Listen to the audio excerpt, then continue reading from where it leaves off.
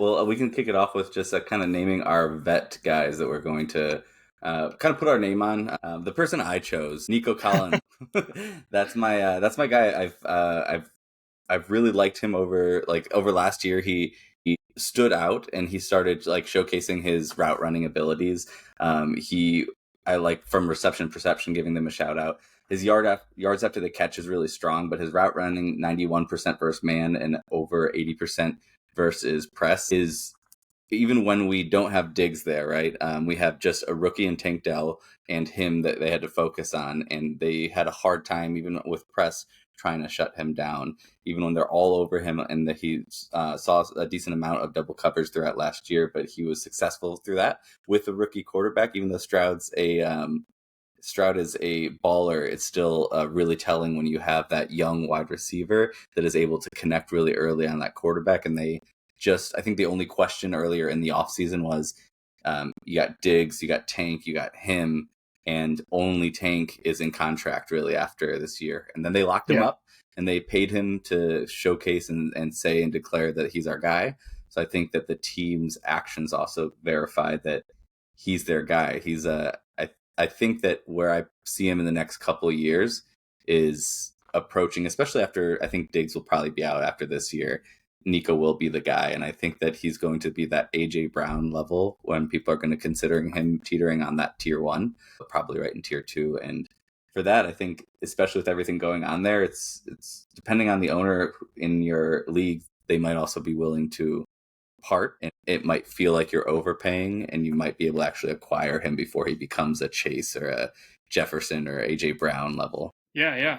I think that's a good call, right? People might be scared with how many pass catchers there are right now in the moment, and if they're not thinking about that long term, I think that's a good call out. As someone that you're able to watch right now that could may not pay out this year with how many pass catchers they have, but maybe you will, because like you said, they've already invested in them. So it's going to go there. For me, for my vet, I had to think long and hard. I knew we've talked about wide receivers up and down, left and right for the last few weeks, or the last few times we've met.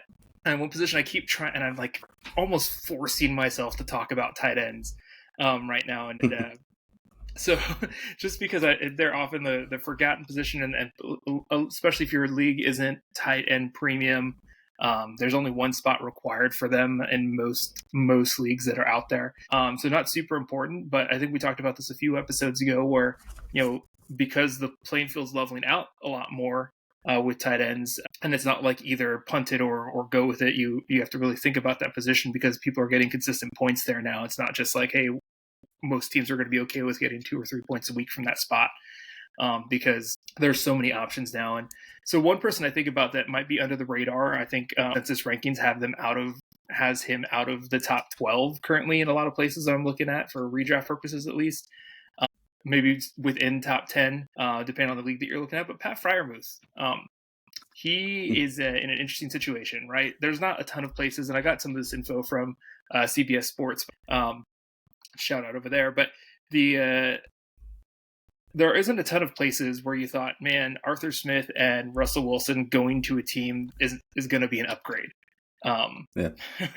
But I think that may be the case where they might be able to give a boost to what production can happen out there, especially for Pat Freiermuth.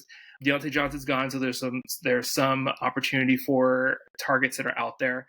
And you may not realize this because of how much hate it went out there for the usage of Kyle Pitts in Atlanta, but the Falcons were actually the number 1 ranked target rate for tight ends in the NFL.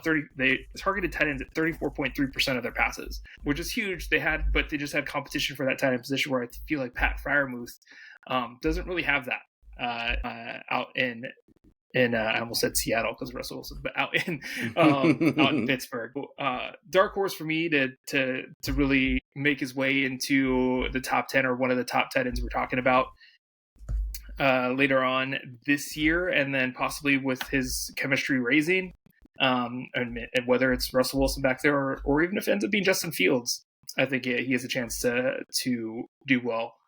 He's already shown us flashes of being a 100-target potential type player. He got 98 targets in year 2. His rookie year, he had 7 scores. So I think he's got a shot to do really well. and we'll see what he does. Yeah, I hate Arthur Smith. I've always really liked. Could you tell as a Pitts owner over the last couple of years? But Pat Freiermuth is someone that I really have always liked, and I've always found myself picking up either mid-season or at some point throughout the last couple of years. I've seen myself kind of picking him up. When you say Freiermuth is your guy, I think it's important also to say what is because this guy is going to be way better than where he's drafted, and then there's oh, careful, this is a sleeping giant. So where are you really looking at him? And you don't have to give an official ranking, but just what type of pickup would this be for you if you're going after Freiermuth? So for me, he's someone that I'd be comfortable targeting as my tight end in, like, say, redraft leagues this year. As I'm going into it, I think you'd be able to get him in some of the later rounds, and I'm good with him being my tight end if I'm not going to be able to grab Laporta, McBride, Andrews, Kincaid. I won't say Pitts' name because I know that's triggering for you. But he's someone that I would be comfortable targeting as my only tight end of my team, right? So in any of our redraft leagues. And I may or may not, depending on who's listening, be targeting him in trades for someone that I could have as a stand-in, because I'm holding on to Hawkinson right now in our Dynasty League, who's obviously going to miss at least a good chunk of the season this year. So he's someone that I'd be comfortable having now, and if Hawkinson takes a while, I would be okay with him being my guy even throughout this entire year, and see if he pays off as someone that I can hold on to for a couple of years. Yeah. I think one important call out is that Deontay Johnson, with leaving the Steelers, there is a opening for like who's going to take those targets, and there's a lot of unknowns there. And I think that if you're grabbing him for a number 2 or a filler for a couple of years, I think that's also okay. It is, I think, in years past where it was like 1 or 2 top player tight ends, he was more interesting to me.